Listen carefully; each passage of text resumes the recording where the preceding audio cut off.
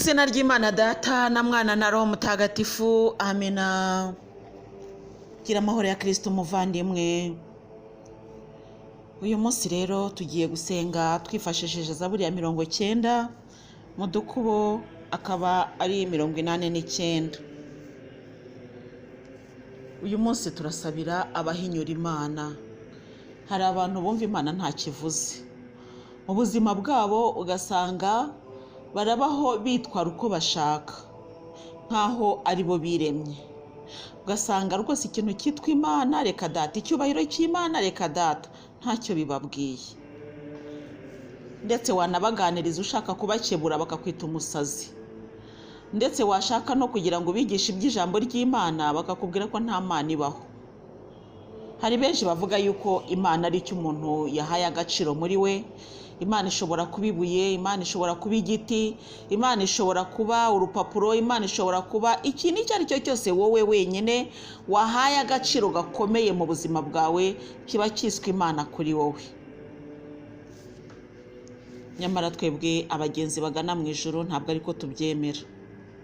Twe twemera ko hariho Imana ishobora byose, yaremye ijuru n'isi, ibiboneka n'ibitaboneka. Ibyo tukabyemera uko, nta nubwo turi buze kubihindura cyangwa ngo tubitindeho cyane. Nemera Imana Data ushobora byose, waremye ijuru n'isi. Ubwo rero ukwemera kwacu nuko nguko, akaba ari nako kwemera tuhagazemo uyu munsi, ari nako kwemera tubatirizwamo. Aba bavandimwe bacu rero bagenda bavuga ko nta Mana ibaho, abenshi baba barabatijwe bagata umurongo. Ubu rero tugiye kubasengera kugira ngo bagarukire Imana. Muvandimwe mugenzi ugana mu ijuru, hari benshi uzi bari muri uwo murongo umeze gutyo. Abantu bahinyura Imana, abantu bemera ko nta Mana ibaho, abo ngabo bababaza Imana cyane kandi bababaza Yezu, ndetse banababaza Bikira Mariya cyane. Hari benshi uzi rero mwagiye muganira bakakubwira gutyo. Muri aba bantu bahinyura Imana harimo ibyiciro bibiri. Harimo ababyemera kandi babishyira ku mugaragaro, hari n'abatabyemera ariko babifite mu mitima kandi bakabikora mu ibanga. Uko byamera kose rero guhinyura Imana ntibigira isura. Ubyemera ku mugaragaro, utabigaragaza ariko ukaba ari kubimeze, byose ni igihano kigutegereje. None rero twebwe abagenzi bagana mu ijuru ntabwo twahuye n'abo bavandimwe bari mu kaga kameze gutyo ko kurimbuka ngo tubareke barimbuke. Oya, n'ubwenge buke bagize bahisemo nabi, nimureke tubafashe guhitamo neza. Nitubafashe kuva muri uwo mwijima w'icuraburindi barimo, nutubereke inzira nziza, tubabere itara n'urumuri kugira ngo basohoke muri uwo mwijima barimo. Twongere twibuke ko Nyagasani Yezu yatwereje nk'urumuri, yaratubwiye ati muri itara, muri umunyu, muri urumuri rw'isi. Nuko rero niba turi umunyu w'isi, nimureke dukore koko nk'umunyu. Bavandimwe, nimureke turyoshye ubuzima bw'isi. Bavandimwe, nimureke tuboneshereza abari mu mwijima. Ntitukabatera amabuye ngo tuvuga ngo ni akazi kabo bazabona, ahubwo twumve yuko kubona kwabo ari akaga kuri bo, maze duhore tubasabira. Kuko ijambo ry'Imana riravuga ngo umunyabyaha napfa arimbutse azize ibyaha bye, ni ukuri utamuburiye nawe uzabibazwa. Ariko nuba waramuburiye akanga, nawe ntabwo uzabibazwa, ni ukuvuga ngo ntabwo bizaba bikikureba. Hari abanyabyaha benshi tuzi impande zacu, hari benshi tuzi bibera mu maraha y'isi, mbese bagengwa na kamere.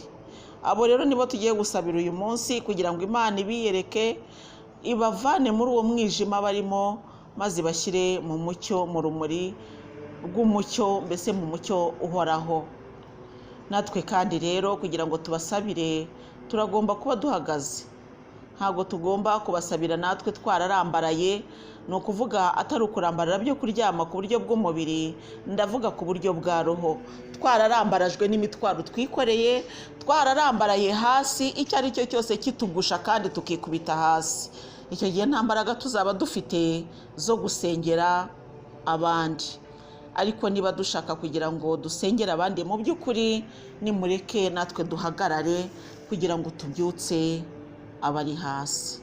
Nyagasani Yezu akomeza tugirire neza bavandimwe. Mbere yuko dusenga, nimureke dutekereze abo tuzi baba bari muri uyu murongo w'abantu bahinyura Imana, maze tubasabire.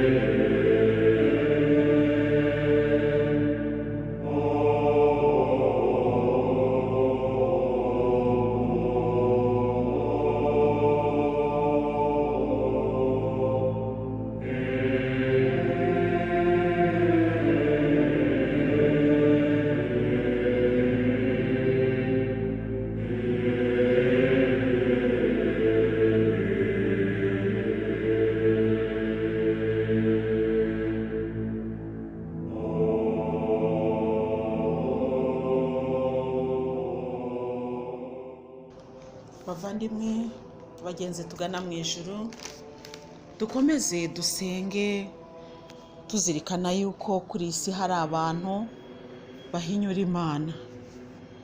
Mbere yuko dutangira gusenga muri Zaburi, ndagira ngo mbasomere amagambo Bikira Mariya yatubwiye ubwo twari turi gusenga dusabira isi, maze atubwira ububabare bumubabaza n'uyu munsi. Hari ububabare bwo mu ishapure y'ububabare burindwi bwa Bikira Mariya, ubwo bubabare bukaba bwarabaye. Hari n'ububabare noneho n'uyu munsi agifite nk'uko yabutubwiye. Yaravuze ati, bana banjye, ndagira ngo mbabwire ububabare butatu mfite isi itajya izirikana. Ubwo bubabare rero uko yabidusobanuriye, yaratubwiye ati, ubwo bubabare nubwo isi itabuzi kandi ikaba itabuzirikana, ariko burahari. Ubwo bubabare rero ni butatu. Ububabare bwa mbere, Bikira Mariya ababazwa cyane n'abantu bafite inkota yo kwica abandi. Ububabare bwa kabiri, Bikira Mariya ababazwa cyane na roho z'abicwa mu buryo ubwo ari bwo bwose.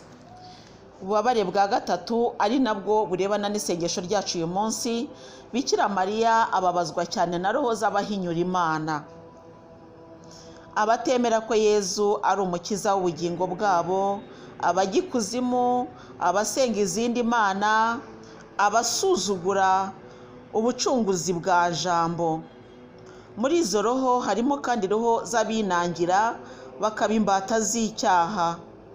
Hari abantu benshi bahakana ko shitani itabaho kandi ko nta bubasha ifite ku muntu. Abo baribeshya cyane. Niba uvuga utyo urapfobya ubucunguzi bwa jambo. None se niba itabaho kandi nta bushobozi ifite, jambo yazanywe n'iki? Shitani iriho kandi ifite imbaraga ziruta iz'umuntu, kuko yo ari umumarayika. Intambara urwana nayo ntibasha kugaragarira amaso, ariko uhora ku rugamba. Mumenye ko mwanesherejwe n'amaraso ya Yezu, akaba ari nayo mpamvu ubushitani itakibafiteho ubutware, ariko rero ibasha kubashuka no kubagusha mu cyaha. Hari abantu benshi bakorana n'amashitani bakajya ikuzimu kuvomayo ubutunzi bw'isi. Ibyo ntimukabihakane, biriho. Kubihakana ni ukubitiza umurindi, kuko ibyo uhakana ntunabirwanya. Haguruka urwanye ububasha bwa shitani. Hinduka ureke kuba imbata y'icyaha. Muri aba kandi harimo abantu b'ingeri zose: abakristo, abavugabutumwa, abihaye Imana n'abandi bose bahinyura ubukana bw'icyaha, bakavuga ko Imana izabababarira, ko nta mpamvu ari yo kwiyima ibyo ushaka. Sibyo rero, ijuru rizagibwamo n'abarikoreye, kandi kurikorera si ugukina, ni uguhirimbana. Ngaya magambo Bikira Mariya yatubwiye ku bijyanye n'ubwo bubabare. Muvandimwe mugenzi ugana mu ijuru rero, urabyumva ko hari abantu bababaza Bikira Mariya kubera ko bahinyura Imana. Aba bantu nibo tugiye rero gusabira uyu munsi, kandi nzi neza ko twese turi bufatanye tukabazamura, maze Imana igakiza benshi mu bameze batyo. Mureke rero dukomeze dusenge. Mbere y'uko dusenga, reka tuzirikane kuri ayo magambo Bikira Mariya atubwiye, hanyuma dusenge.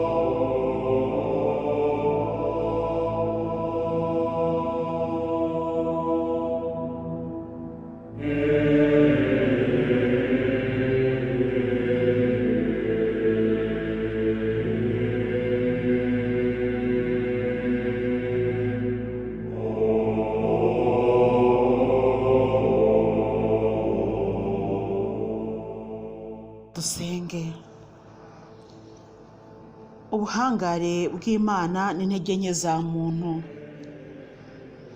Isengesho rya Musa, umuntu w'Imana. Nyagasani watubereye ikiramiro kuva mu gisekuruza kujya mu kindi. Mbere y'uko imisozi ibaho, isi n'ibiyiriho byose bitararemwa, uri Imana iteka ryose rizira iherezo. Abantu ubasubiza mu mukungugu, kuko wavuze uti bene muntu nimusubire iyo mwavuye. Mu maso yawe imyaka 1000 ni nk'umunsi w'ejo wahise, ni nk'isaha imwe y'ijoro. Ubuzima bwa muntu ubukuraho nk'ibitotsi bishira mu gitondo nk'icyatsi. Mu gitondo kirarabya, ururabyo rugakura, nimugoroba rukarabirana rugahunguka. Ni koko uburakari bwawe buradushegesha, maze ubukana bwawe bugatuma duhungabana. Ibyaha byacu ubishyira ahagaragara, urumuri rwawe rutahura amabanga yacu. Iminsi yacu yose irakendera ku mpamvu y'ubukana bwawe, n'imyaka yacu igahera nk'umwuka uhumekwa rimwe. Imyaka y'ubugingo bwacu ni 70 na 80 ku bakomeye, nyamara tuyigiramo imiruho n'ibyago gusa, kuko ihita bwangu maze tukigendera. Ninde watahuye uburakari bwawe bukaze, ngo arusheho kubumenya kuko agutinya? Utwumvishe ko iminsi yacu ibaze, bityo tuzagira umutima ushishoza. Uhoraho tugarukire, uzaturakarira na ryari? Babarira abagaragu bawe, utugwirize ineza yawe kuva mu gitondo, kugira ngo duhimbarwe iminsi y'ubugingo bwacu. Udushimishe mu minsi ingana n'iyo waduhanyemo, n'imyaka ingana n'iyo twababayemo. Ibikorwa byawe nibigaragarire abagaragu bawe, n'ubuhangare bwawe bwiyereke abana babo. Nyagasani Mana yacu, utugaragarize ubugwaneza bwawe, ukomeze imirimo y'amaboko yacu, kandi uyihe kugira akamaro karambye. Amina. Nyagasani Mana, tubwire turakumva, tugeze ijwi ryawe n'ugushaka kwawe, tukwitabe. Nyagasani turagusaba, itorero intumwa zawe, nizo watoye zose, zibona imbaraga zawe, zisarura imitima, turagusabye dawe. Nyagasani turabigusabye.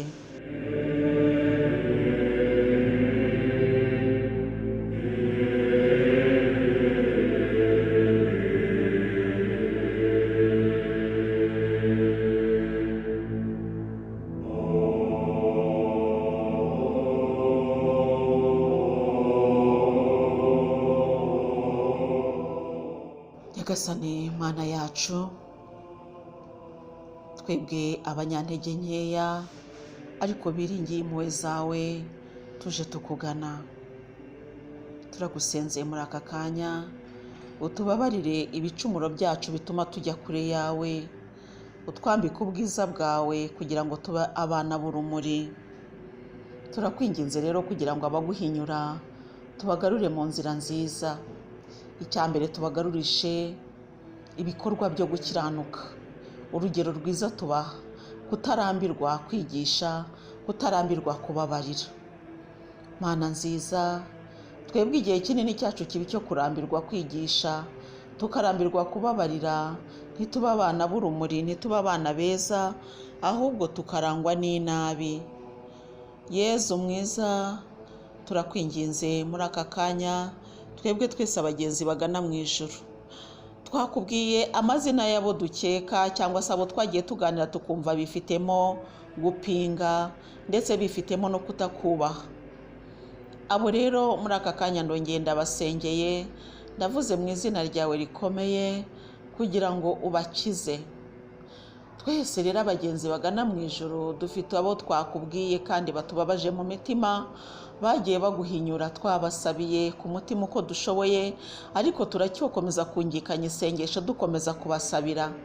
Uhoraho Mana y'ijuru n'isi, Mana mugenga w'ubuzima, Mana y'amahoro, turakwereka abantu bose baguhinyura, turakwereka abantu bakwimuye maze bakimika ibigirwamana, turakwereka abantu batacyumva agaciro kawe mu buzima bwabo.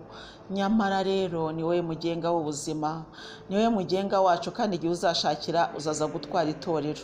Nuko rero kubera ko ari wowe mugenga w'ubuzima, uraduhe kubizirikana no guhora tubyibuka buri gihe.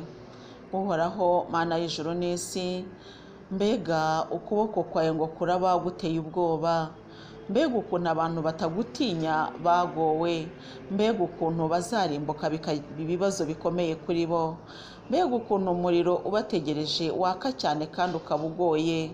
Mana ndakwinginze, wumve isengesho tubasabira uyu munsi maze ubakize. Abahinyura Imana turabasabiye, dawe bababarire kuko ari benshi, n'injishi barajijwe cyane, umwanzi yarabigaruriye agenda abereka ibitari byo.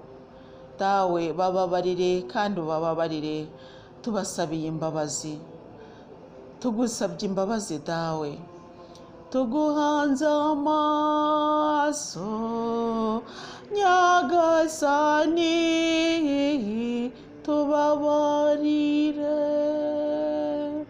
tubabarire Nyagasani, tubabarire, utwereke impuhwe zawe, tubabarire, ubabarire abavandimwe bacu bakwimuye, tubabarire, ubabarire aba bavandimwe batakibuka ko ari wowe Mana y'ubuzima bwabo. Warabaremye ubashyira ku isi, ariko uyu munsi umwanzi yaberetse yuko Sekibi ari we mutware wabo.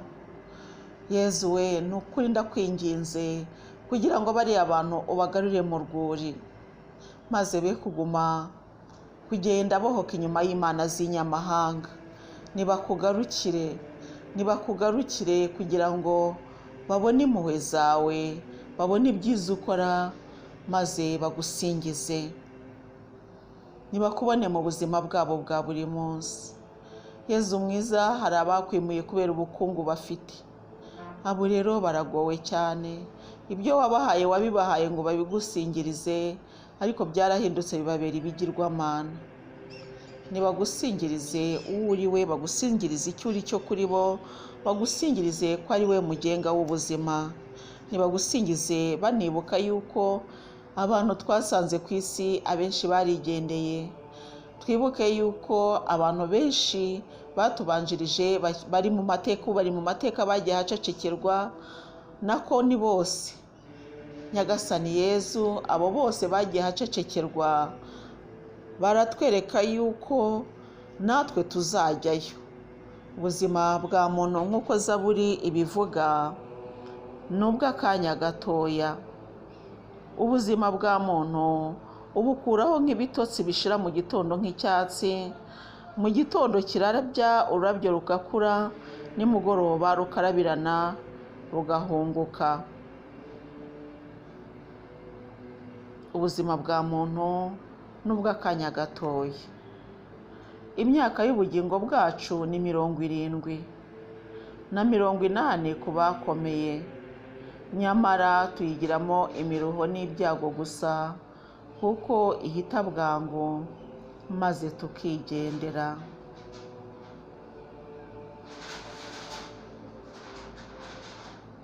Uhoraho tugarukire kandi utubabarire, kugira ngo duhimbarwe iminsi yose y'ubugingo bwacu. tugarukire udushimishe mu minsi ingana niyo waduhaniyemo n'imyaka ingana niyo twababayemo.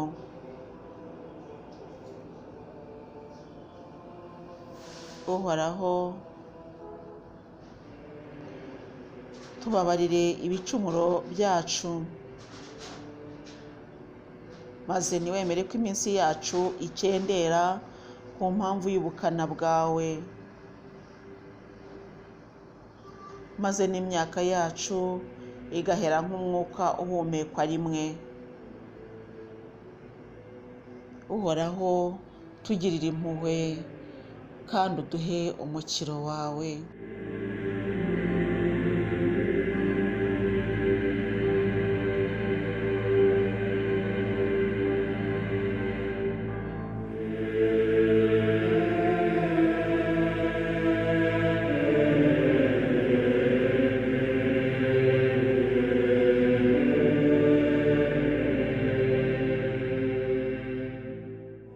Bavandimwe bagenzi tugana mu ijuru, hari abavandimwe benshi tuzi bahinyura Imana mu bigaragara cyangwa mu bitagaragara, ariko hari abo tuzi. Abo rero uyu munsi tuberetse Imana, nubwo tuba tubasengeye gutya ariko ntibiba birangiye, tuba dushobora kuzajya dukomeza. Ushobora kuzajya ufata iyi zaburi ukayishyiramo, ukayigira isengesho ryawe ry'uwo munsi bitewe n'abo ugiye gusabira. Izi zaburi Nyagasani yaziduhaye ngo zitubere imfashanyigisho y'isengesho. Iradufasha mu isengesho kandi ziradufasha cyane. None rero bavandimwe bagenzi tugana mu ijuru, izi zaburi Imana yaduhaye ku buntu nizitubera impamvu yo kurushaho kuyegera. Yezu ngo yajyaga yiherera agasenga, ngo akavuga ngo ibisingizo ngo ndetse ngo akaririmba na zaburi. Bivuga ngo rero kuririmba zaburi ni itegeko ku mukristo, cyangwa se ni isengesho ryiza ku mukristo. Kenshi indirimbo tujya tubona zo muri Kiliziya Gatolika, inyinshi zishingiye ku kuririmba zaburi. Ntabwo ari zose, ariko ziriya ndirimbo bita indirimbo za Kiliziya Gatolika, cyane cyane iz'i Roma, cyane ntabwo ari zose, ariko inyinshi burya ni zaburi baba baririmba, kuko zaburi ni isengesho rikomeye. Natwe rero tujye dufata akanya turirimbe zaburi n'ibisingizo. Imana izatwihera umugisha kandi izakomeza kubitwibukiraho. Tugiye rero gufatana urunana rw'abavandimwe, abagenzi bagana mu ijuru, dusabire abavandimwe bacu bahinyura Imana, abo tuzi ndetse n'abo tutazi, ababigaragaza n'abatabigaragaza. Twibuke ko muri iki gihe hari abantu benshi bari kujya ikuzimu gushakayo ubutunzi, bagatanga abantu y'ibitambo. Hari imyuka mibi myinshi iri kugenda ikwira ku isi kubera abantu, imyitwarire mibi y'abantu bajya kuyicirira bameze nk'abacirira imbwa cyangwa se abacirira inyamaswa ku bana nayo. Ibyo rero tugenda tubibona hirya no hino, ariko Bibiliya ikavuga ngo abo bazarimbuka. Tubasabire rero, bariruka kuri ubuzima bw'akanya gato k'imyaka y'ubugingo bwacu ni 70 na 80 ku bakomeye. Abo rero barimo kugenda bagushwa n'iyo myaka, kandi imyaka itari n'ikintu gikomeye. Nyamara Bibiliya ikatubwira yuko iminsi y'umuntu mu maso y'Imana, imyaka 1000 ni nk'umunsi w'ejo wahise, ni nk'isaha imwe y'ijoro. Bivuga ngo rero ku Mana iminsi tuzamara imyaka 1000 muri paradizo y'Imana. Nuyibara rero gutya uhereye ko imyaka 1000 ku Mana ari nk'isaha imwe, noneho bari igihe tuzamara muri paradizo, uzasanga rero ariho tuvuga tuti tuzabamo ubuziraherezo, nta herezo bifite, kubera ko Nyagasani ashatse yavuga ati umunota umwe nzajya nkumaramo imyaka 1000. Tuzamara imyaka 1000 rero muri paradizo y'Imana. Aho niho mba nje kukubwira muvandimwe ngo witegure kuzajya. Naho gutunga ibyo ku isi ntacyo bizatumarira, ntacyo bimaze pe. Umuvandimwe yaduhaye ubuhamya atubwira ati kubona ifunguro rigutunga uwo munsi biba bihagije. Nimusabe ifunguro rigutunga uwo munsi, usabe kandi ingoma y'Imana n'ubutungane, ibindi byose uzabihabwaho umugereka kuko so azi ko bikeneye. Nimureke rero twe kwirwa duhirimbanira umugereka, ahubwo duhirimbanire ikiri ukuri, duhirimbanire icy'ingenzi, ibindi byose tuzabihabwaho umugereka data azi ko tubikeneye. Tugire amahoro ya Kristo bavandimwe, dufatane rero mu kiganza dusabira abavandimwe bacu bahinyura Imana. Harimo abana bacu, harimo abo twashakanye se, harimo abaturanyi bacu, harimo inshuti zacu. Nimureke tubasabire. Dawe uri mu ijuru, izina ryawe ryubahwe, ingoma yawe yogere hose, icyo ushaka gikorwe munsi nk'uko gikorwa mu ijuru. Ifunguro ridutunga uriduhe none, tubabarira ibicumuro byacu nk'uko natwe tubabarira abaducumuyeho, ntudutererane mu bitwoshya, ahubwo udukize icyago. Amina. Yezu wacu, tubabarira ibyaha byacu, turinda umuriro w'iteka, igaruriro z'abantu bose kandi uziyobora inzira y'ijuru, cyane cyane wite ku bakeneye impuhwe zawe, maze ubabarire aho ziri muri purugatori n'iz'abanyabyaha b'isi yose. Amina. Bikira Mariya utarasama mu cyaha, urajya udusabira twese abaguhungiyeho. Umwamikazi wa Kibeho, udusabire. Umare intimba abayifite, udusabire. Ku izina ry'Imana Data na Mwana na Roho Mutagatifu. Amina.